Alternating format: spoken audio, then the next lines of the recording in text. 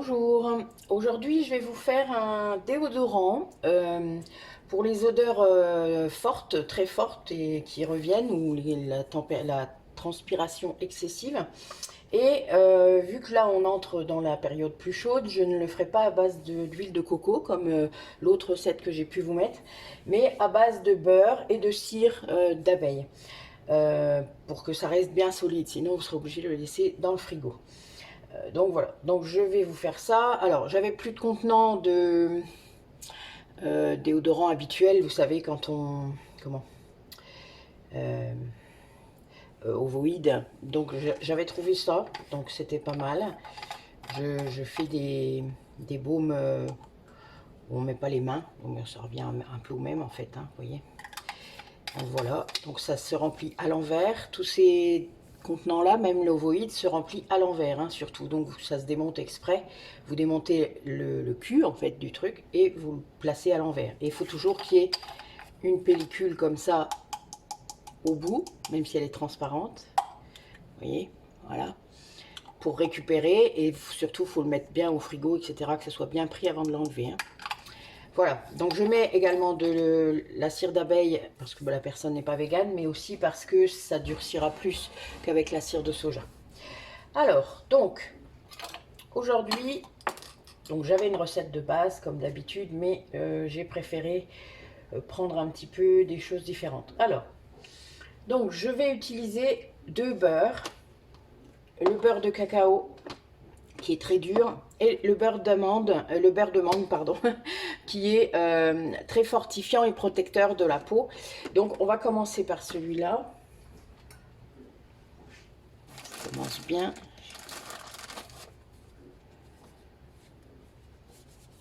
Voilà. Tac. Alors. Donc là je vais mettre... On va mettre 8 grammes de beurre de mangue. D'accord?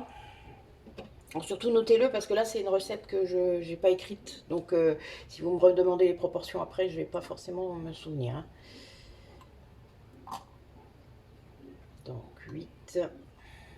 Soyez bien précis. Voilà. 8. Alors le contenant fait à peu près 50 grammes. Donc il faut adapter, hein. C'est aussi pour ça que je calcule là dans ma tête. J'ai pas fait. J'ai un peu des oublis en ce moment. Voilà, c'est pas très grave. Et mon beurre de cacao. Alors le beurre de cacao c'est un peu plus compliqué parce qu'il est en morceaux. Donc il y a un gros morceau. Celui-là il faut que je le coupe. Je l'ai toujours pas fait. Et j'ai des petits bouts au fond donc on va s'en servir. Donc ouais. Je vais mettre 7 grammes de beurre de cacao.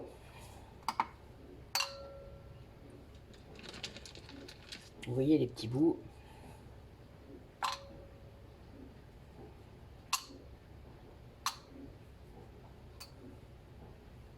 Voilà. Les 7 grammes y sont.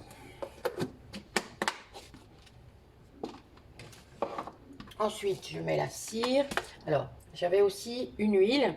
Donc, l'huile que j'ai choisie, là, on me propose du macérat de calendula. Donc, je mets le mien, c'est-à-dire le macérat de souci, que je fais sur l'huile d'amande douce. Donc, de toute manière, c'est de l'huile qui est très douce, qui est très bonne et qui prend bien. C'est-à-dire que je fais des savons avec, vous le savez, donc ça prend très bien. Donc là, je vais en mettre 20 millilitres.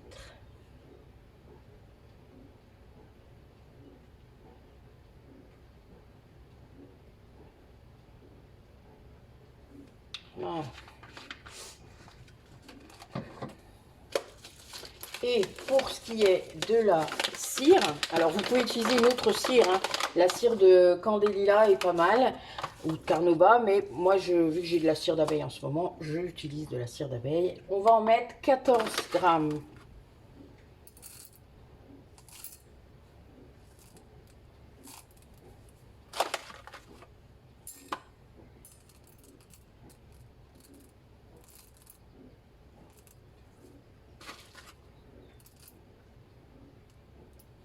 Voilà.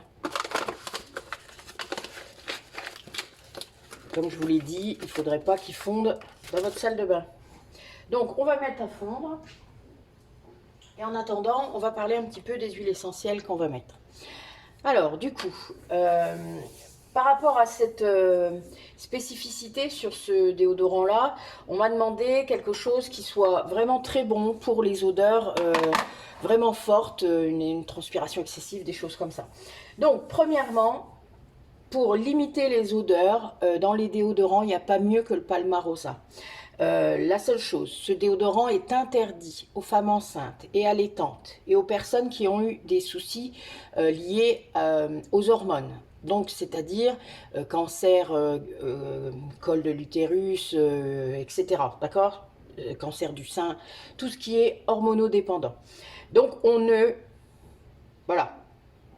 En plus, il y en a une autre avec la sauge clarée qui est pareil, les mêmes contre-indications, donc vous ne prenez pas ça, d'accord? Alors, donc Palmarosa qui va permettre de vraiment limiter les odeurs à un point incroyable. Ensuite, alors là, moi, je devais utiliser de la Cisladanifère. Vous vous rappelez, j'ai déjà utilisé cette huile essentielle-là. Elle permettait là de resserrer les pores de la peau pour limiter du coup la transpiration. Bon, je fais autrement parce que je n'en ai plus, donc il faut que je recommande. Je vais utiliser du tea tree à la place, qui est aussi très très bon, puisque vous savez le tea tree c'est antibactérien, antiviral. Donc là, ça éradique carrément la mauvaise odeur. Toutes les bactéries liées aux odeurs, d'accord? Donc c'est très bien, mais ça garde les bonnes, hein, parce que n'oubliez pas, le tea tree, il est très bon pour ça aussi. Il est... moi je fais régulièrement des bains de bouche... Enfin, j'en mets dans mon dentifrice, vous savez, je l'ai déjà dit. Donc voilà, le tea tree, c'est merveilleux pour ça.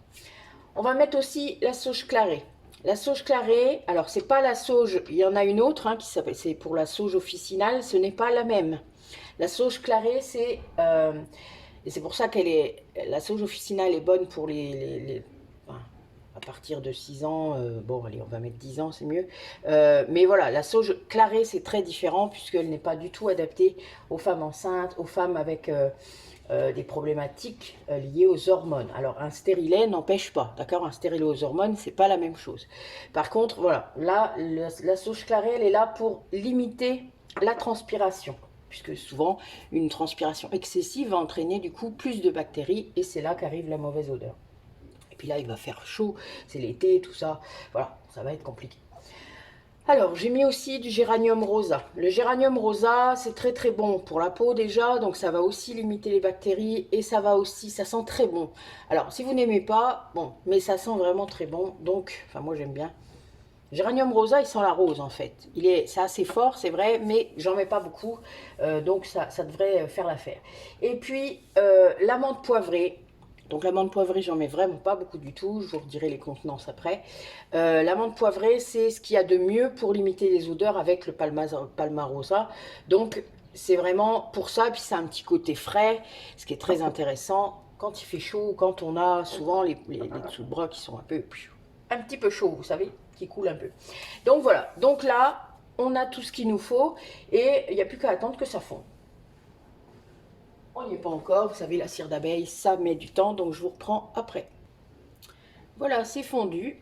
Donc on va pouvoir mettre nos huiles essentielles. Alors, donc en Palmarosa, je vais en mettre 2 ml.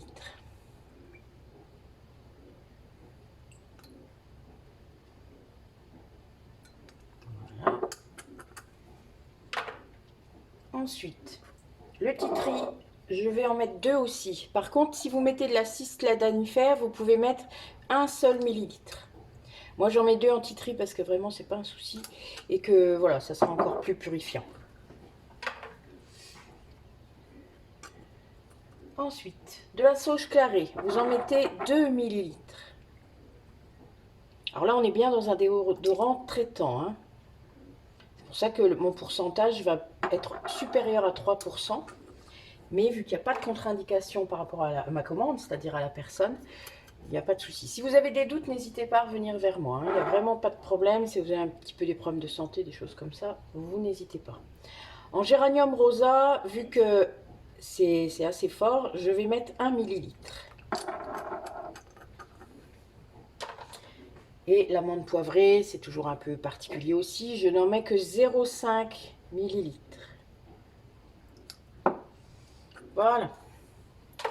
Notre mixture est prête.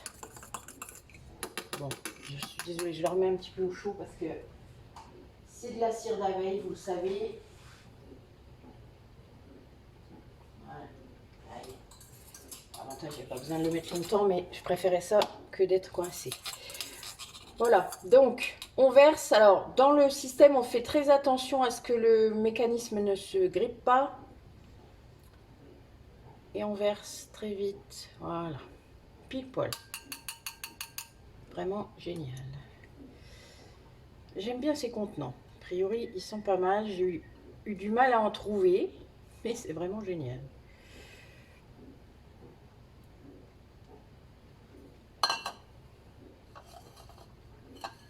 Ah, vous savez, la cire d'abeille, hein, je vous ai dit, on retire l'excédent et on jette avant. Donc moi, je vais laisser prendre.